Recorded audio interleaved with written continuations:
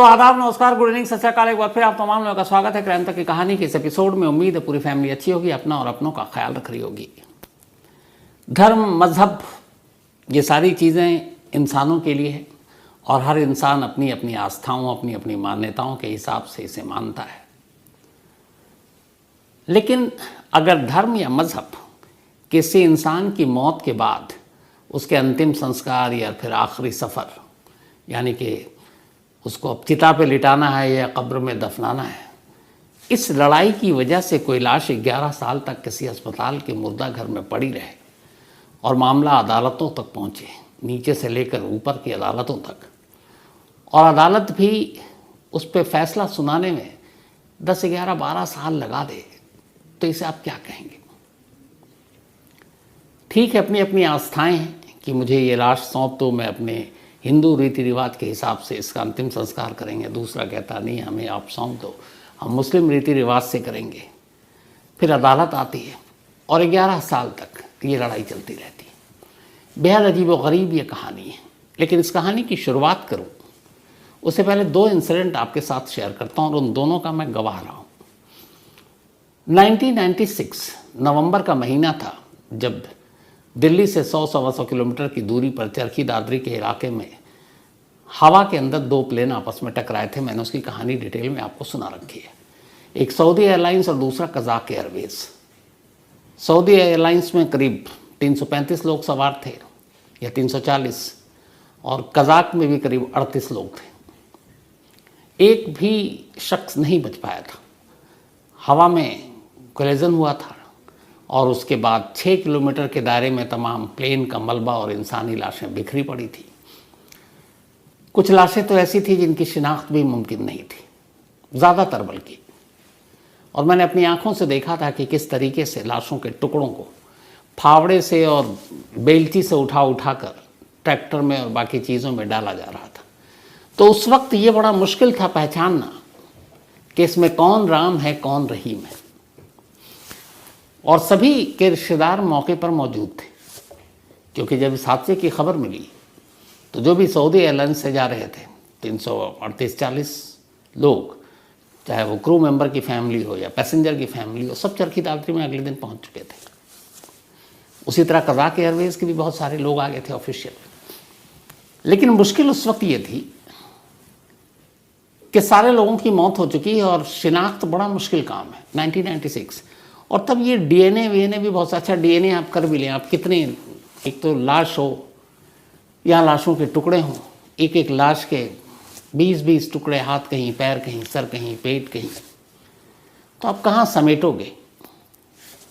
तो तब भी ये मुश्किल आई थी। मुझे याद है तब मैंने रिपोर्ट की थी। मुश्किल ये थी कि करीब 350 लाशें 6 किलोमीटर के दायरे में पड़ी हुई हैं और उसको समेटा जा रहा है। समेटने के बाद अब ये मुश्किल थी कि करें क्या? इसमें कौन पता करें कि क्रिश्चियन है, कौन हिंदू है, कौन मुस्लिम है? तो फिर किस धर्म, किस मज़हब, किस रीति रिवाज के साथ उनको अंतिम संस्कार करें या फिर अंतिम सफ़र पे उनको ले जाएं?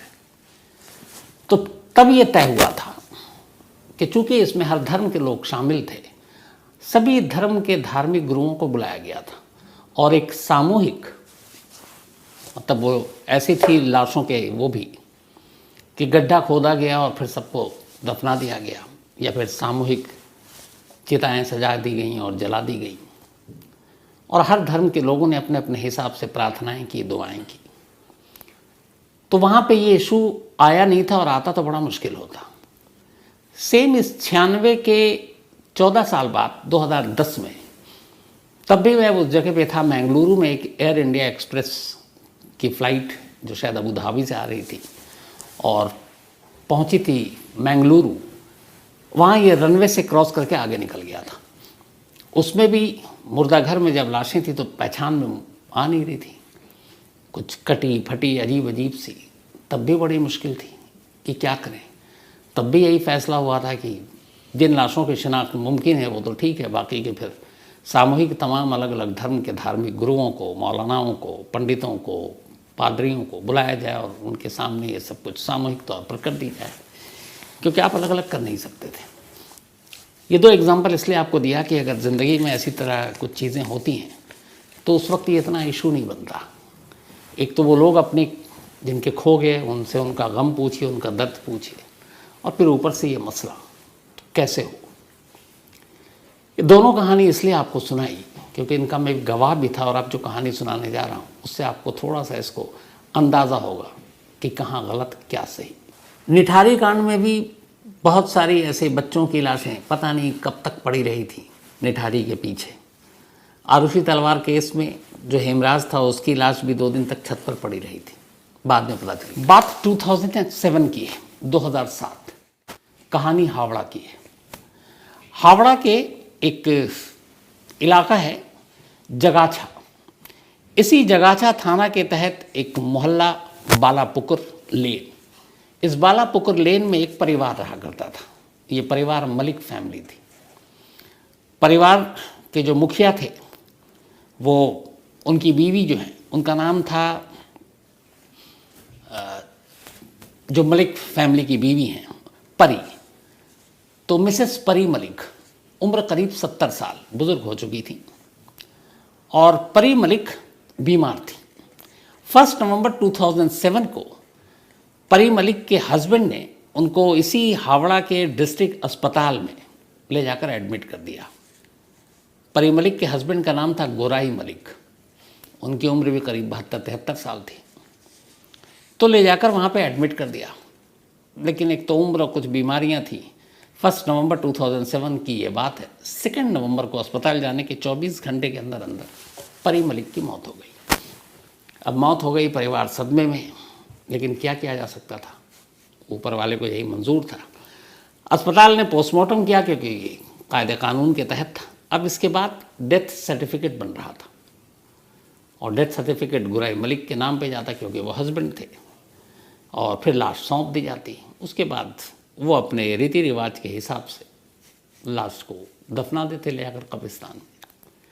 लेकिन जब डेथ सर्टिफिकेट बन रहा था, 2 नवंबर 2007 की बात है, तभी अचानक दोपहर होते होते, बल्कि अब 3 नवंबर हो गई थी क्योंकि 2 नवंबर की मौत हुई, 3 नवंबर को पोस्टमार्टम हुआ और 3 नवंबर को ही डेथ सर्टिफिकेट बन रहा है, बॉडी सुपुर्द करने की कवायद चल रही है।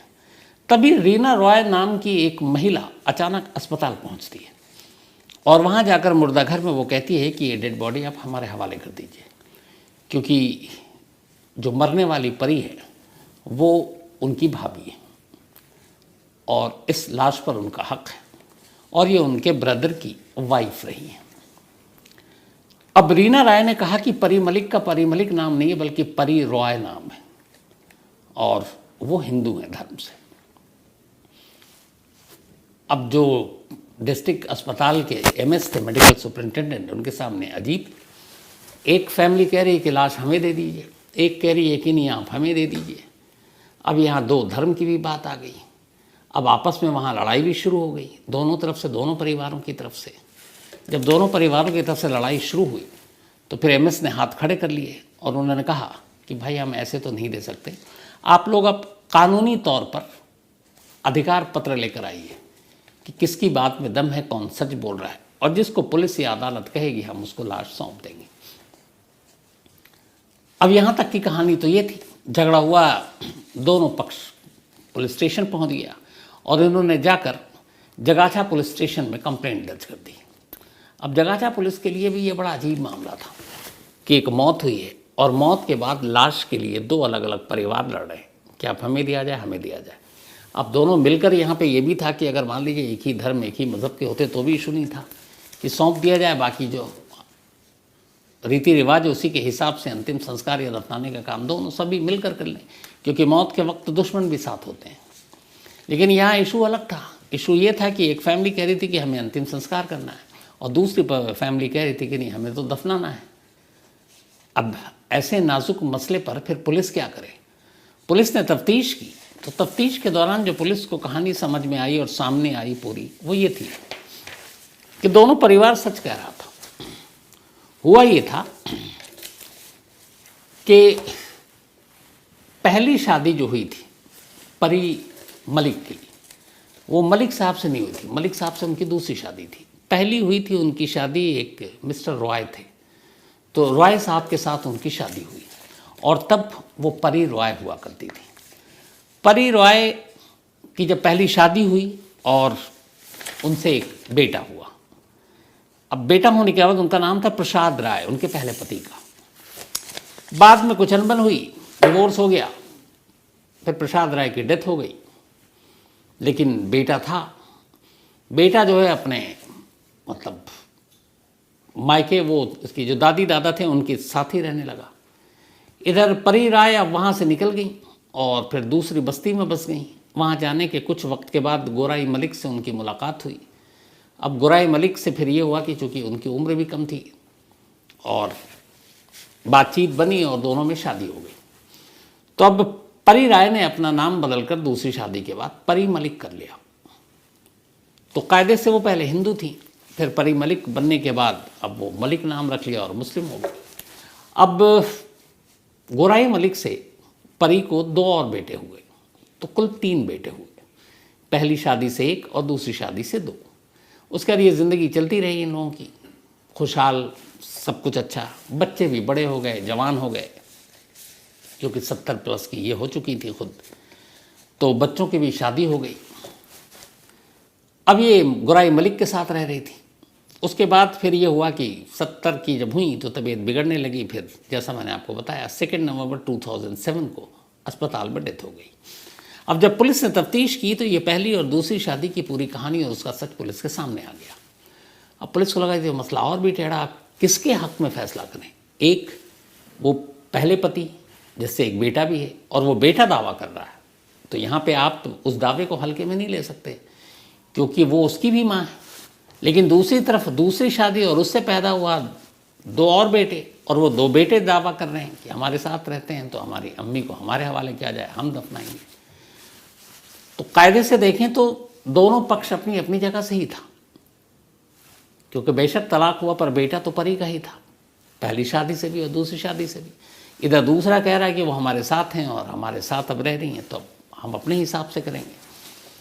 तो अब पुलिस के बस की भी बात नहीं रही, क्योंकि यहाँ पे कोई 420 ही नहीं थी, कोई झूठ नहीं बोल रहा था, सारी सच्चाई सामने आ गई, रिश्तों का सच सामने आ गया, दोनों शादी की भी बात सामने आ गई। अब पुलिस ने कहा क्या करें। उधर मामला दूसरा, अस्पताल के मुर्दा घर में अब भी लाश पड़ी हुई है, डेथ सर्टिफिकेट होने का के साइन होने का इंतज़ार कर रही है। लेकिन दोनों परिवार, बहुत सारे और लोग बीच में पड़े, लेकिन कोई समझौता सुलह कुछ नहीं हो पाया। आखिरकार पुलिस ने यह मामला कहा कि भाई हमारे बस का नहीं है, लेकिन बॉडी हम आप दोनों को तब तक नहीं देंगे जब तक आप दोनों रजामंद न हो जाओ और एक साथ आओ। दोनों परिवार नहीं माना। अब मामला कोर्ट में चला गया। सीधे कोलकाता हाई कोर्ट में चैलेंज किया गया दोनों परिवारों की तरफ से, और कहा गया कि ये बॉडी जो है हमें दी जाए, क्योंकि हम गोराई मलिक हैं और ये हमारी बीवी परी मलिक है। उधर परी मलिक के पहले पति का बेटा वो पहुंच गया, उसने कहा ये मेरी माँ है और मैं इनका बेटा हूँ, और मेरी माँ जो है वो परी रॉय है। अब जो पुलिस के सामने दिक्कत थी वही कोर्ट के सामने दिक्कत, और दोनों पक्ष मानने को तैयार नहीं। इधर ये देखिए कि वक्त बीतता जा रहा, क्योंकि पुलिस की इन्वेस्टिगेशन, अब कोर्ट, और कोर्ट में तो ऐसा ही नहीं कि सुबह गए शाम को फैसला। लेकिन कमाल है, कोर्ट भी, मुर्दा घर में लाश पड़ी हुई है और कोर्ट, जैसे बहुत सारे होते हैं ना, ज़मीन जायदाद का केस हो या कोई और मामला हो, ठीक है सुनाते रहेंगे। यहाँ मामला दूसरा था। न सिर्फ एक लाश पड़ी है, बल्कि एक लाश अपने अंतिम संस्कार का इंतज़ार कर रही है, अपने अंतिम सफ़र का इंतज़ार कर रही है, और उसका कोई कसूर नहीं है।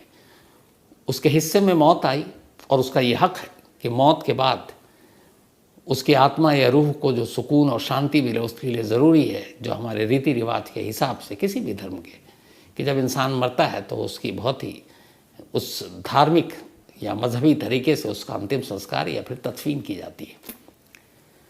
तो यहाँ लाश पड़ी है, मामला बेहद संवेदनशील है, लेकिन कोर्ट पे तारीख आ रही है। दोनों परिवार मानने को तैयार नहीं है। 2007 3 नवंबर से ये लड़ाई शुरू हुई थी, 2018 आ गया, 11 साल बीत गए। 11 साल तक ये लाश उसी मुर्दा घर में पड़ी रही। अब इसके बाद लोग धीरे धीरे भूल गए। अब लाश भी क्या बची, वो तो एक कंकाल हो गया। ईगो, अहम और धर्म और मज़हब की लड़ाई में एक महिला, एक औरत जिसने दम तोड़ा, वो एक मुर्दा घर के ठंडे जो भी कॉफिन कहें या फिर दराज ड्रॉवर कहें, जो लंबा सा जो भी, उसके अंदर पड़ी पड़ी वो कंकाल में तब्दील हो गई। लेकिन ज़िंदा लोगों का ईगो सेटिस्फाई नहीं हुआ। 2017 में एक न्यूज़पेपर ने एक आरटीआई दाखिल की थी, राइट टू इन्फॉर्मेशन, सूचना का अधिकार। तो सूचना के अधिकार के जवाब में कोलकाता प्रशासन, हावड़ा प्रशासन ने ये जवाब दिया था कि हाँ, ये केस आया और इस केस में दोनों पार्टी तैयार नहीं हुई और इसीलिए ये बाद में मामला अदालत में चला गया। हमारे लेवल पे या पुलिस के लेवल पे अब ये केस नहीं है। अब अदालत फैसला सुनाए तो हम बॉडी सौंप दें और फिर जो जिसको बॉडी सौंपी जाए अपने हिसाब से आज़ाद है अंतिम संस्कार करने के लिए या फिर दफनाने के लिए। 2018 लास्ट इस बारे में खबर आई थी। 2018, अब 5 साल हो गए उसको भी। 2018 के बाद क्या हुआ अब पता नहीं, लेकिन सरकारी दस्तावेज़ हैं आरटीआई, उसके हिसाब से 2018 तक परी रॉय कहें या परी मलिक कहें, वो अपने 2 पति और 2 ख़ानदान के बीच की इस लड़ाई में कि उसका अंतिम संस्कार होगा या उसे दफनाया जाएगा, एक मुर्दा घर के ताबूत में बंद रही और कंकाल में तब्दील हो गई। मैं आप लोगों से आज ये कहना चाहूँगा कि इस खबर के बारे में अपनी राय ज़रूर दीजिएगा, क्योंकि क्राइम की बहुत सारी खबरें ऐसी होती हैं जिनके ऊपर शायद हम लोग कम बात करना चाहते हैं, सारी बुरी, और इसलिए मैं कहता भी नहीं हूँ कि कोई राय दे। लेकिन ऐसी खबरें जो बेहद संवेदनशील होती हैं, जो मतलब आपको झकझोर कर भी रख देती, फिर सोचने पे भी मजबूर कर देती हैं। बस इतना सोचना ये है, और सोचिएगा कि इन सारी चीज़ों के बीच में वो परी रॉय थी या परी मलिक थी, किनारे रखिए, एक इंसान थी, एक महिला थी। क्या उसे हक नहीं था कि उसको उसके आखिरी सफ़र जिस धार्मिक रीति रिवाज या मजहबी तौर तरीके से होना चाहिए एक मुर्दे के साथ, जो एक मुर्दे का हक उसे मिलना चाहिए, तो क्या वो इसकी हकदार नहीं थी? क्या उसे मिलना नहीं चाहिए?